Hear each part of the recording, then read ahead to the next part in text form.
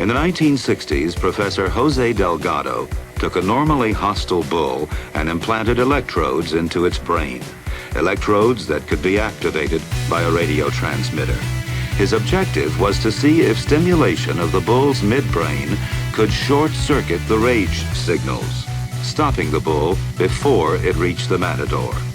After the bull had recovered from the implantation and in mid-charge, the button was pressed.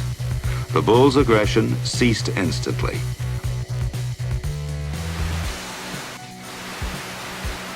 This is called computerized psychotechnology. First, we gather information from the subconscious. Then we determine how a specific personality works. And this command, which is brought in bypassing the consciousness, has the same effect as a commandment. It's like a word of God, so we simply cannot disobey it. The January 2008 issue of Aviation Week carried an article based on interviews with the woman who oversees some of the most provocative current DARPA research. Dr. Amy Cruz began serving as a tech consultant to DARPA's director immediately after receiving her doctorate in neuroscience from the University of Illinois. Now she is in charge of some of the agency's literally most mind-boggling research. Among the items now on her plate, research into computer analysis of brain waves detected from satellites without the subject's knowledge.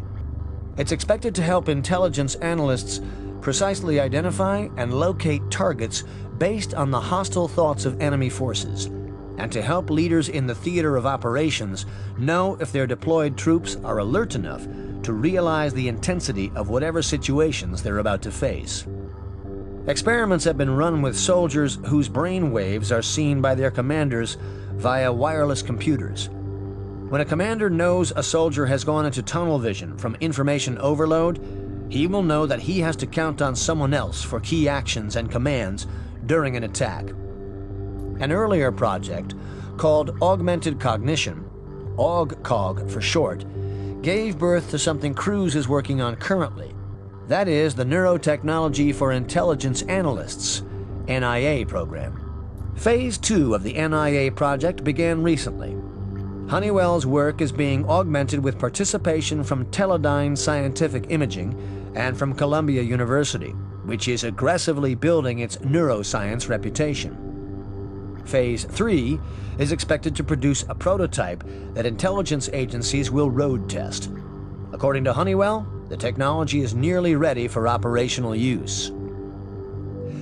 Another on-the-horizon reality actually seems like a direct lift from science fiction, specifically from Minority Report.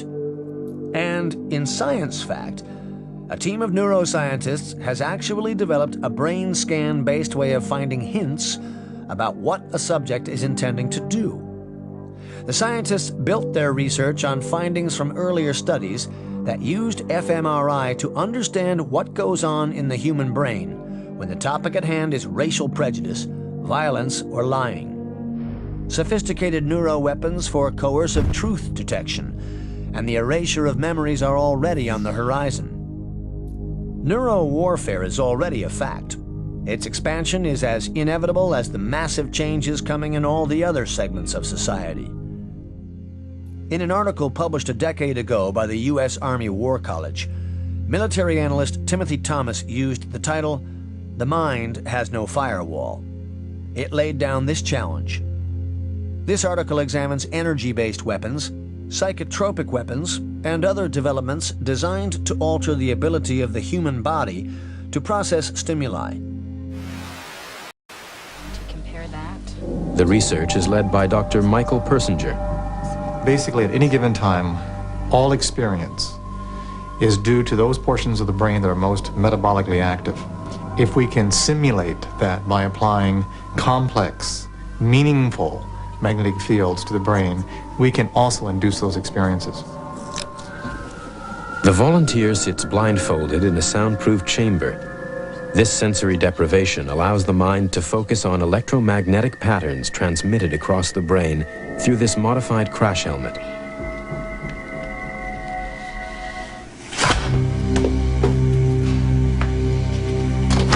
Dr. Persinger hopes the research will benefit psychotherapy. We tried to evoke the fragments that compose the near-death experience and other mystical experiences, such as detachment, feelings of moving through a tunnel, hearing voices, the sense of a presence, usually on the left side. Our major thrust is ultimately to apply this to dealing with things such as psychological depression. If you stimulate the deep portions of the temporal lobe, so you can get very, very vivid imagery, and the emotional commitment or the emotional sensation that something is profound, real, cosmically real, and personally significant. It's a male voice, but it's like really, really far away. As if you can just sort of like catch a tone you can't really hear. You can tell that it's someone talking. You can distinguish that, but you can't make out any kind of words or anything like that. What we've been doing recently is generating words as magnetic patterns. And even though the person isn't hearing it through their ears, their brain is interpreting it. So they're actually having fragments of experiences as if they're hearing it when in actual fact it cannot be. But one thing that's really clear, you can control the person's experiences and they don't know they're being controlled. That's why this technology is a potentially powerful one and has a two-edge to its sword. As a tool of science, this technology may bring us valuable new understandings of the obscure depths of the human mind. But there's a dark side. In the wrong hands, could it become an instrument of power, a means of oppression?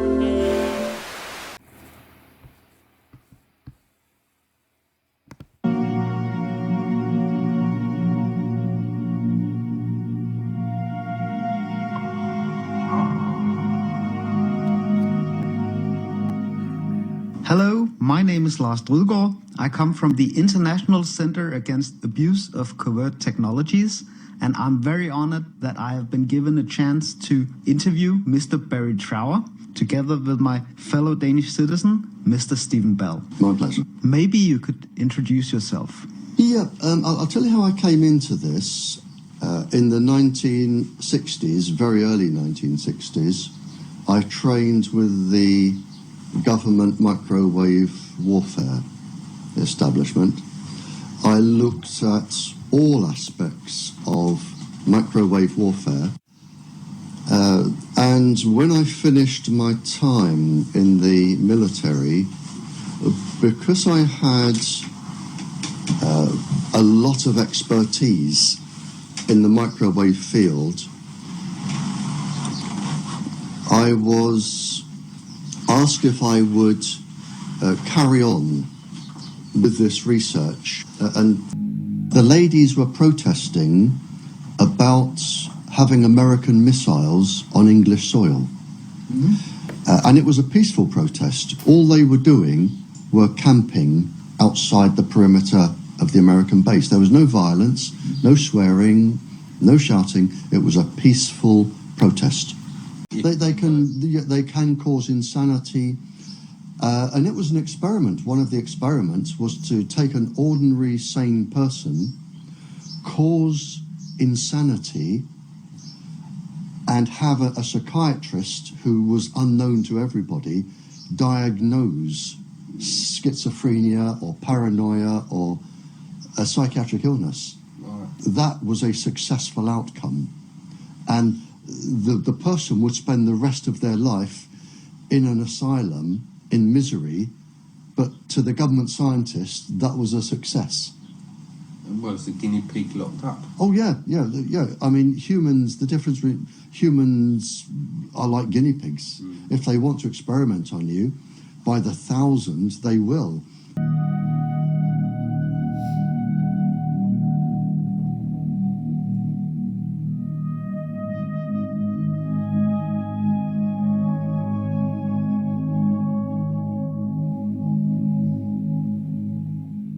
It wasn't until around the 70s that this became secret. For some reason, it was talked about openly. You know, if I'm talking to a spy, and I want to find out where the spy was trained, how the spy was recruited, over the 5-year period of training and everything that went on. It's going to take years and years and years. But if you want to talk about microwaves and chips and microwave weapons, they'll just talk about it over a biscuit and a cup of tea. It wasn't secret. Most governments talked openly, or people talked openly about it. It wasn't until the 70s, mid-70s, that I think the full potential of this globally came into force, and the governments decided then to put everything under the Official Secrets Acts. But until then, nothing was secret. It was just talked about openly. That's actually very interesting. Yeah, I mean, it just wasn't, people didn't know about it. It wasn't general knowledge. You wouldn't meet somebody in the supermarket and say, have you got a chip in? But the people that had them knew they had them, and they would go around talking about them, and other people would talk about them. Whereby, with the special forces, you could send down, if you had an idea roughly what country they were in, you could send down a beam from a satellite. The chip would be switched on by the beam, energized, and would send a signal back. You've got that type of chip. The other type is when it is pulsing continuously to stimulate, let's say, a gland in the body at a set frequency to produce a specific chemical that will produce a specific biochemical response in the brain. So you can have one working permanently, and you can have them working intermittently, and you can have them that will only work if they are stimulated. Yeah, I mean, voices are the easiest ones, because all you have to do is stimulate the cochlea with a set resonant frequency. It's very easy.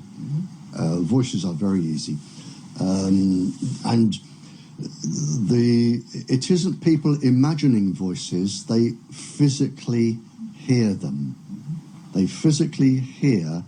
As I'm talking to you, my voice isn't inside your brain. My voice goes no further than an inch into your ear, no further at all. It's the electrical signal that makes you interpret how I sound. And once you've got this electrical signal, which can be a chip or lots of things, you can physically make people hear voices, certain voices, and it can be any conversation, and it can be anybody you want to hear. It can be a soft, angelic voice. It can be a god. It can be something that scares you, like a devil. It can be anything. Another country. But doesn't that mean that we are in a new Cold War and that the entire military is obsolete? Oh, you're absolutely right. We are in a new Cold War. And this is why countries are developing this. I mean, really developing this. And this is why all of the microwave transmitters are going up everywhere. Because somebody, if they wanted to, could use them for other effects. The system is up and running. And I have the government documents that say this can cause neurological damage, this can cause cancer, this can cause aggressive behavior and personality changes. This was at the beginning of the experiment, and the experiment with Tetra is not due to finish until 2018. So it's an experimental system. The United States one was quite interesting. It was to do with special forces, probably 5 or 6 years ago. They came back from a mission, and of the 6 or 8 gentlemen that were in the special forces, 5 of them, I believe, went home. I think it was 5 or 6 went home, and severely beat their wives or children or both, where some of the wives died, some ended up in hospital, but they were severely beaten. And it was believed that the communications apparatus they were using was entraining the brain and stimulating violence. And this was Fort Bragg. Now, I either had a phone call from Fort Bragg or I had a phone call from the embassy to ask if I knew what frequencies could cause this. Because I ended up talking to each. And I said, don't tell me, I will tell you what frequencies they have been using. Now, the Special Forces don't just hold them up, they're on permanently. So we're talking massive entrainment, far beyond what the ordinary person would suffer. But it induced such a level of entrainment and violence. So I told them what frequencies I believed they would be using. I sent them documentary evidence, and the whole thing was hushed over, and it was on the news, but then they obviously, I would imagine, changed the frequency.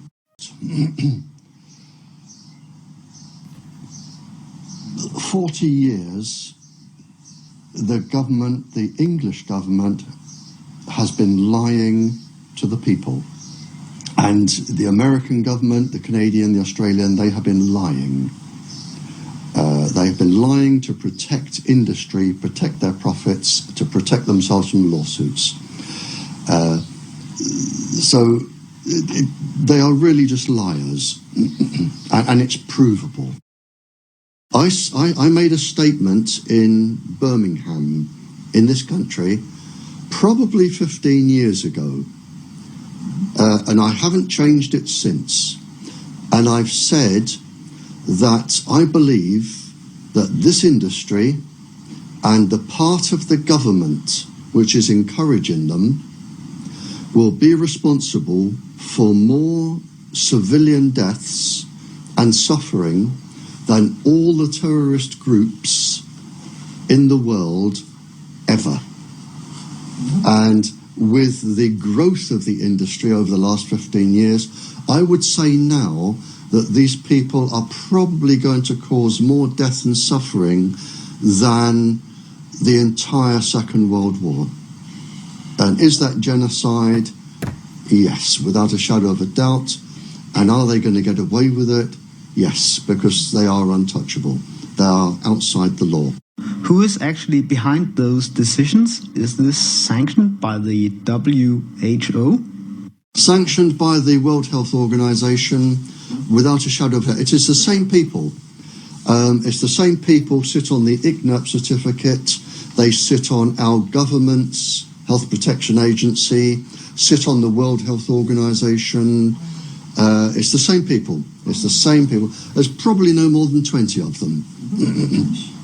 But they are going to, in my opinion, commit the worst genocide this planet has ever known.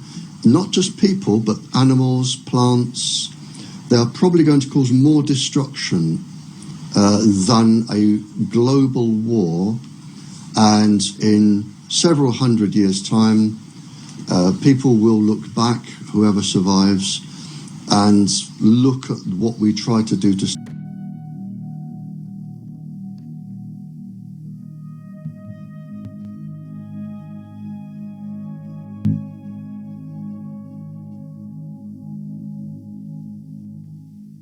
Operation Paperclip. At the end of the war, the scientists were pardoned. Most of them. They were pardoned for all of the people they had killed, experimented on. They were given new identities, mostly in the United States. They were given new identities, lived an ordinary civilian life, very well paid, and they went to work in laboratories for the American government. And they handed over all of their research, and this is where it came from. And this was the basis of all of this, Operation Paperclip. If they could catch somebody and keep their name secrets, that was Operation Paperclip, and they took them back. They took them back and they kept them. They used all of their resources, and there was a lot of scientists. They used all of their resources, and that was the basis of the mind control, the drugs, and everything else. I do know one experiment, just to give you some examples. I know that they found that with one of the subheadings was the microwaves on pregnant women. And they found that they could cause a 57.7 increase in miscarriages in pregnant women, which is just one experiment, you know. So what you're actually doing is killing 57% of all the children. Again, mixing microwaves or electromagnetic waves with LSD, lysergic acid, on 4-year-olds. They just experimented on people, causing any amount of suffering to the point of death. And if people ended up in metal cages or stone boxes for the rest of their lives, that was the way it was going to be, because they were allowed to be experimented on. But as I say, there is no boundary. There is nothing which, to me, is too low. I mean, if you're going to attack a uterus in a child, you can't get much lower. And this is what they were all about. And I'll show you this syringe, which I brought from my lab. So this syringe has inside it 1,000 billion robots. So these robots are each 50 nanometers long, which as you can see in this slide under the microscope. 50 nanometers is about 2,000 times thinner than the thickness of your hair. Our constitutional journey did not stop then, and it must not stop now, Judge. And we'll be faced with equally consequential decisions in the 21st century. Can a microscopic tag be implanted in a person's body to track his every movement? There's actual discussion about that. You will rule on that, mark my words, before your tenure is over. Can brain scans be used to determine whether a person is inclined toward criminality or violent behavior? You will rule on that.